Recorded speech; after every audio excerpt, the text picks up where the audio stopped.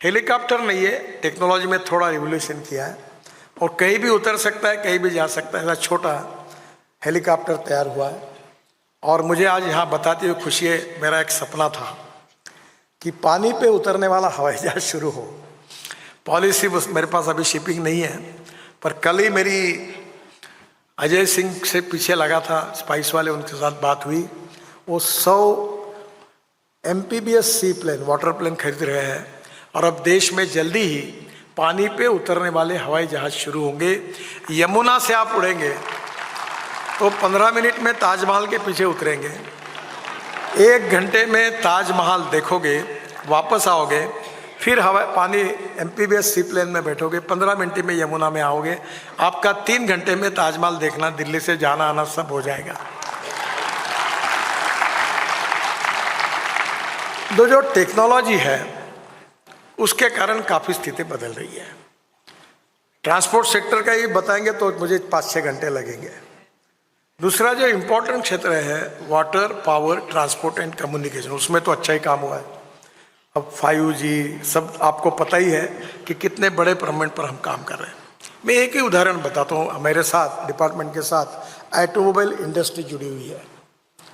मैं जब मंत्री बना 2014 में तो इंडस्ट्री का साइज था 7 लाख करोड़, फिर वो बढ़ते गया और आज हमारे इंडस्ट्रीज का, ऑटोमोबाइल इंडस्ट्रीज का साइज 22 लाख करोड़ है।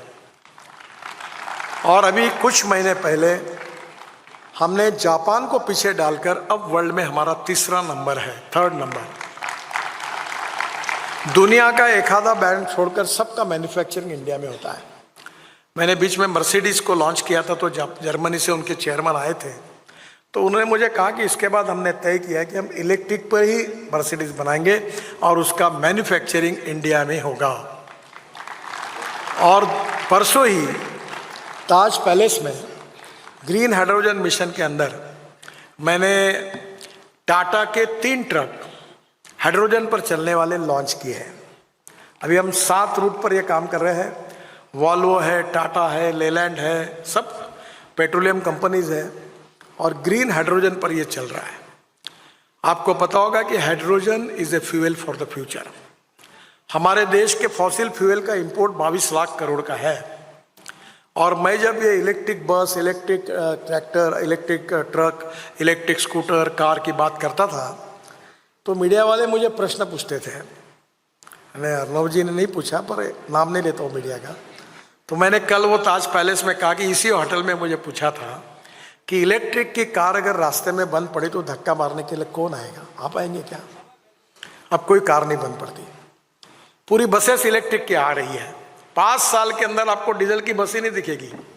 दिल्ली से शिमला, दिल्ली से चंडीगढ़, दिल्ली से Jaipur, air condition luxury electric bus में आप जाओगे, नो पोल्यूशन। अब मैं अभी आया हूँ गाड़ी में, इनोवा, वो टोयोटा की गाड़ी है, वो 100% बायो इथेनॉल पे चलती है, नो पोल्यूशन, और 60% बिजली तैयार करती है।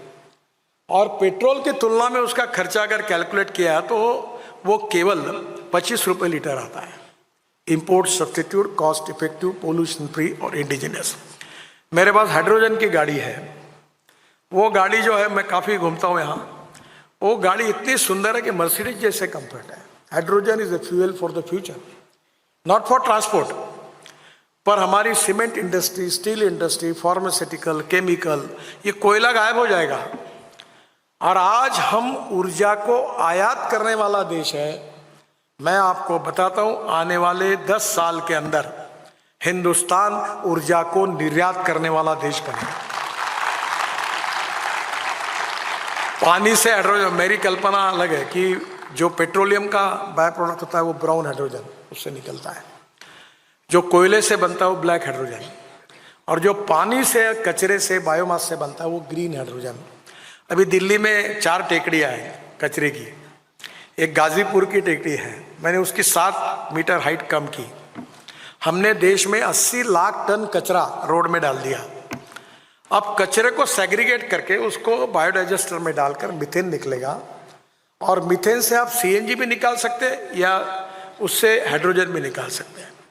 हमारे परली से हमने अभी इथेनॉल बनाया पानीपत में। और इतना ही नहीं तो 150 टन बायो बिटुमिन बनाया। उसका पहला रोड नागपुर जबलपुर रोड पर हमने बनाया और वो CR central research road organisation certify किया कि पेट्रोलियम बिटुमिन से भी वो अच्छा है। और वहाँ 78,000 ton bio aviation fuel sustainable हवाई ईंधन तैयार होगा।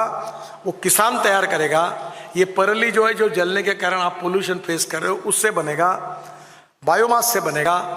और आने वाले दिनों में मेरी बात नोट करके रखो, 5 साल के अंदर वर्ल्ड में जितने हवाई जहाज हवा में घूमेंगे उनका ईंधन बायो एविएशन फ्यूल हिंदुस्तान देगा। ये आप नोट करके रखिए।